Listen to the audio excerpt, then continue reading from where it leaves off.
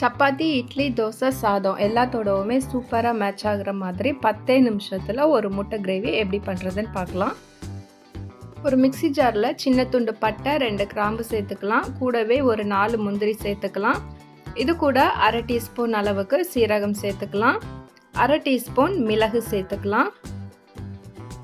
அரை டீஸ்பூன் சோம்பு சேர்த்துக்கலாம்.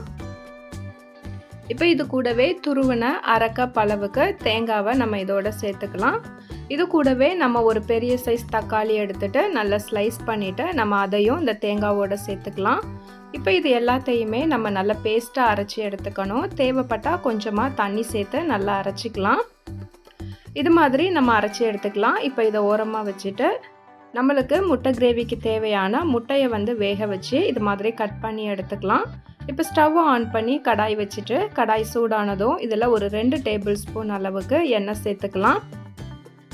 எண்ணெய் நல்லா காஞ்சதும் பெரிய சைஸ் வெங்காயத்தை இது மாதிரி பொடியாக கட் பண்ணி நம்ம இதை சேர்த்துக்கலாம்.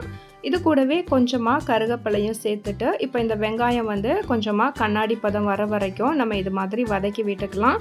வெங்காயம் கண்ணாடி பதம் வந்ததும் இதில் ஒரு அரை டீஸ்பூன் அளவுக்கு இஞ்சி பூண்டு விழுது சேர்த்துட்டு ஒரு 2 நிமிஷத்துக்கு மட்டும் இதையும் நம்ம கலந்து விட்டுக்கலாம்.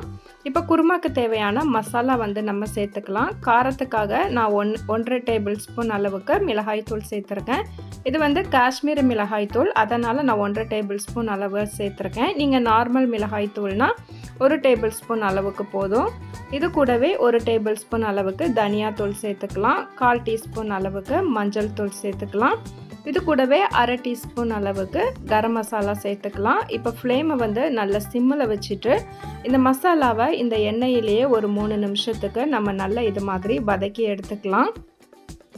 மசாலாவை நல்லா கலந்து விட்டதுக்கு அப்புறமா இப்போ நம்ம அரைச்சி வச்சுருந்த அந்த பேஸ்ட்டை எடுத்து நம்ம இதோட சேர்த்துக்கலாம்.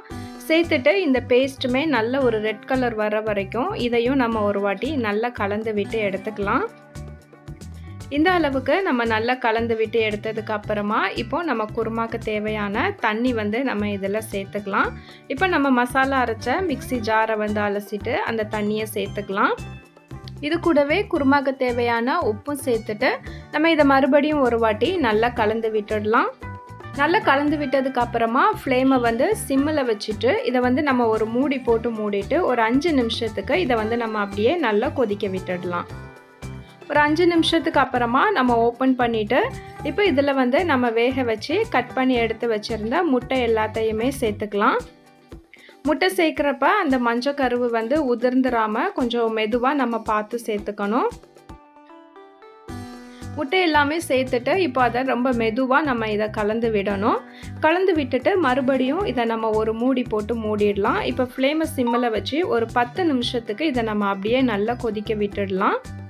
10 நிமிஷத்துக்கு அப்புறம் ஓப்பன் பண்ணி பார்த்தோன்னா இது மாதிரி நல்ல திக்காக குருமா ரெடியாகி வந்திருக்கும். இந்த டைமில் உங்ககிட்ட கஸ்தூரி மேத்தி இருந்துச்சுன்னா அதை கொஞ்சமாக தூவிக்கலாம். கஸ்தூரி மேத்தி இல்லைன்னா கொஞ்சமாக கொத்தமல்லி இலையை தூவிட்டு நம்ம ஸ்டவ் ஆஃப் பண்ணிவிட்டு இறக்கிட்டோன்னா நம்மளோட சூப்பரான முட்டை குருமா ரெடி ஆகிடும். இந்த முட்டை குருமா டேஸ்ட் ரொம்பவே சூப்பராக இருக்கும். இட்லி, தோசை, சப்பாத்தி, சாதம் எல்லாத்தோடவுமே சூப்பராக மேட்ச் ஆகும். நீங்களும் ட்ரை பண்ணி பார்த்துட்டு எப்படி வந்துச்சுன்னு கமெண்ட்டில் சொல்லுங்கள். ரெசிபி பிடிச்சிருந்துச்சுன்னா லைக் பண்ணிவிட்டு ஷேர் பண்ணுங்கள். புதுசாக சேனலை பார்க்குறவங்க ப்ளீஸ் சப்ஸ்கிரைப் பண்ணி சப்போர்ட் பண்ணுங்கள்.